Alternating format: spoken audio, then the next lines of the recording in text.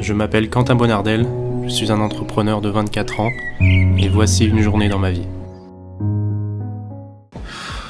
Hey, donc là il est quelle heure il est 7h du matin.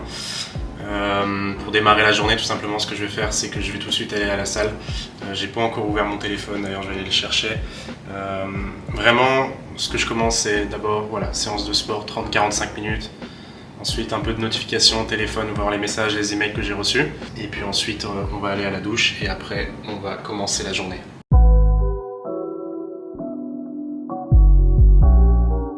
Pour ceux qui ne me connaissent pas encore, faut savoir que j'ai 2 business principaux. Mon agence social media marketing, donc Drop Agency, où on gère des comptes clients sur Facebook Ads et TikTok Ads. Et j'ai aussi mon programme de formation, Drop Agency Programme, où j'accompagne tous ceux qui souhaitent lancer leur agence social media comme moi.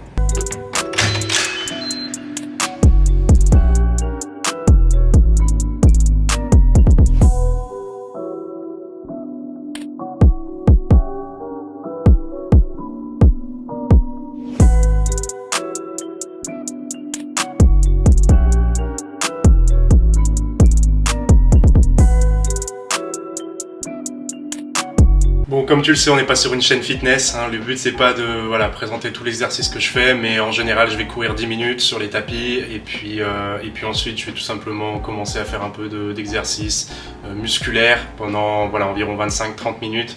L'idée, c'est pas non plus de passer ma vie à la salle, j'ai du travail, mais l'idée, c'est de garder quand même un bon rythme et puis surtout ensuite conditionner ma journée sur maintenant, je suis prêt à travailler, j'ai fait tout ce qu'il fallait faire avant.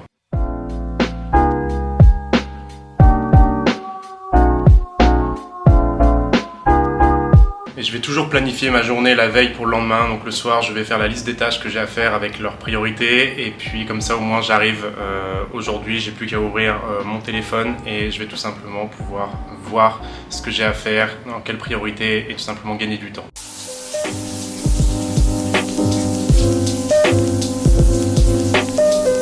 Il fait extrêmement chaud à Bangkok, il doit faire au moins 36 degrés, donc la clim bien évidemment, et puis des habits légers. À la sortie de la douche, commencer à penser au travail et à ce que j'ai à faire.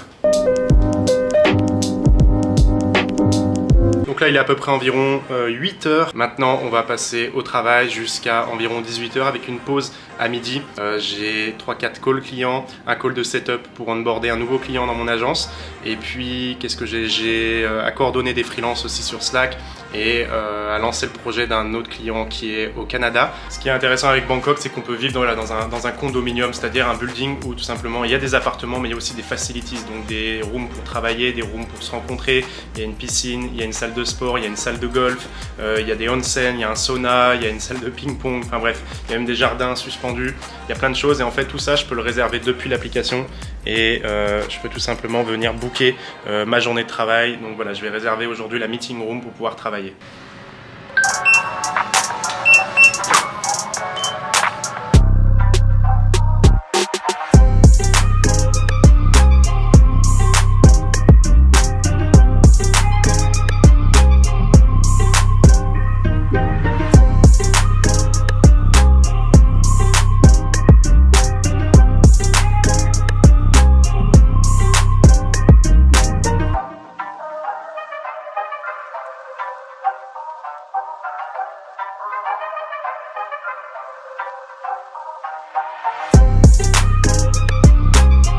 Je viens de voir que j'ai failli oublier de vous présenter un peu ce que je mange. Le matin, en fait, je me fais livrer des acai bowls. C'est simplement des bols de fruits déjà coupés, frais et puis cueillis ici en Thaïlande. Donc tous les matins, je mange ceci. À midi, en général, là aussi, je vais me faire livrer. En fait, je vais très peu cuisiner. Pourquoi? Parce que ça me prendrait énormément de temps et que j'ai envie de me concentrer en fait sur le travail. Donc je vais me faire livrer tout simplement des repas sains, donc soit des repas thaï, soit des légumes. L'idée c'est vraiment d'avoir un plat déjà prêt, chaud et ne pas perdre de temps là-dessus en fait.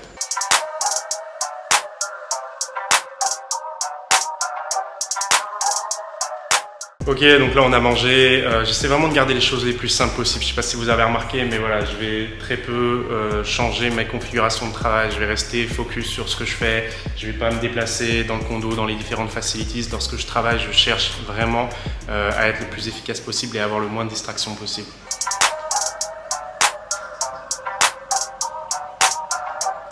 Ok, donc là il est bientôt 18h.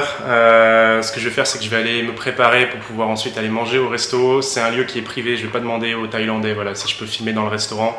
Je reste respectueux, voilà, je suis pas vraiment comme si j'étais en France. Donc ce que je vais faire, c'est que je vais aller manger, je vais couper la caméra et puis je vais tout simplement répondre à quelques questions que je reçois sur Instagram. N'hésitez pas à me follow d'ailleurs sur Instagram, voilà, c'est le même nom que la chaîne, Quentin Bonardel. Et puis on va se retrouver juste après. Comme on est sur une vidéo où je parle tout simplement de ma vie, je présente une journée, voilà, 24 heures dans ma vie d'entrepreneur, je vais tout simplement répondre à des questions qui sont assez personnelles. Première question, c'est est-ce que le coût de la vie à Bangkok est cher? Ce qu'il faut comprendre, c'est qu'à Bangkok, c'est très peu cher. Si on veut prendre un taxi, ça va nous coûter 2-3 euros par trajet. L'électricité, l'habitation, donc le logement, la location, ça peut coûter très peu cher. Ici, ce building il coûte assez cher. On doit être sur à peu près du 2000 euros par mois pour ma part. Voilà, pour 2 chambres avec 2 salles de bain. Après, voilà, vous pouvez trouver des condos à 500-600 euros. Celui-là, il est vraiment pas donné. Je sais, il y a aussi des facilities. C'est ça qui est intéressant, c'est qu'il y a des salles de sport et voilà, il y a plein de services de ménage, de repassage, de nettoyage. Des vêtements, etc. Enfin bref, il y a tout un complexe avec beaucoup de salariés, beaucoup de personnel, des sécurités à l'entrée, des militaires, enfin des services voilà, de parking automatique aussi, tuk-tuk, c'est-à-dire qu'on peut prendre un taxi qui va nous emmener où on veut gratuitement. Il y a plein de services, ce qui fait que c'est cher là où j'habite. Mais la vie ici est très peu chère. La nourriture est vraiment pas chère. Voilà, si vous voulez manger dans un restaurant, ça va vous coûter 6-7 euros maximum. Donc c'est un des avantages à vivre à Bangkok. Deuxième avantage, c'est que c'est une ville où il y a énormément de services, c'est-à-dire que tout est rapide, les livraisons, les taxis, on peut se faire livrer n'importe quoi assez rapidement en 10 minutes. Il y a énormément de restaurants, il y a énormément de rooftops assez sympas. Pour tout ce qui est voyage, on peut tout simplement en 1 heure aller sur les îles comme Phuket, aller sur les plages, profiter du soleil. Donc voilà, le week-end en général, ce que je fais, c'est que si j'ai un peu de temps, je vais tout simplement partir à Phuket ou à Koh Samui, sur des îles. Voilà, c'est rapide, l'aéroport il est ultra simple et c'est très peu cher, ça va coûter environ 50 euros pour l'avion pour se déplacer. On a une autre question de Jordan qui me demande avec quel matériel je travaille. J'utilise tout simplement un MacBook Pro 2021, je peux le connecter ensuite sur des écrans, c'est mobile donc c'est ultra pratique. J'utilise aussi un micro, le Rode NT USB il me semble. Niveau caméra, j'utilise un Sony ZV-E10 que j'ai acheté récemment. J'espère que vous appréciez la qualité 4K et puis tout simplement mon iPhone 12 Pro ou iPhone 12 tout simplement. Voilà, c'est assez basique, j'ai pas besoin de 10 000 choses, 10 000 matériels, comme ça aussi je peux bouger, c'est assez simple. C'est simplement du matériel qui fonctionne. Lorsque je veux être focus aussi, j'allais oublier, j'utilise tout simplement les AirPods Pro parce que ça permet, voilà, avec la réduction de bruit, de vraiment être focalisé sur le travail. J'utilise aussi souvent des playlists de travail avec de la musique pour être focus tout simplement, donc pas des musiques avec des paroles mais simplement des sons ou des mélodies voilà, assez simples mais qui me permettent simplement de me concentrer sur mes tâches. Ce qui est important aussi niveau travail, j'ai eu cette question passer, c'est de tout simplement faire les tâches les plus importantes, les plus difficiles le matin et puis l'après-midi faire les tâches un peu plus simples. Donc, par exemple les appels, les setups, etc. je les fais plutôt l'après-midi. Le matin je vais tout simplement me concentrer sur ce qui est le plus important, le plus difficile, voilà, comme de la coordination, du travail sur des comptes clients ou des tâches qui peuvent être voilà, assez compliquées à faire. On a une question aussi de Tony qui me demande est-ce que je continue à faire des dopamine détox? J'avais fait des vidéos sur le sujet. Oui, j'appelle ça le mode cauchemar. Je le fais environ pendant 15 jours tous les trimestres. Donc tous les trimestres, je vais tout simplement venir couper mes notifications, me concentrer uniquement sur le travail, manger sain, pas de sucre industriel, et puis tout simplement me concentrer uniquement sur le travail, pas de divertissement, pas de musique, pas de rap, etc. L'idée c'est de redevenir sensible à la dopamine pour ne pas tomber voilà, dans des phases où je vais uniquement me divertir et uniquement penser à m'amuser. L'idée c'est de se recentrer sur l'essentiel et c'est très important de le faire. Donc voilà, le mode cauchemar, je continue, pas de café non plus pendant le mode cauchemar, 15 jours tous les trimestres.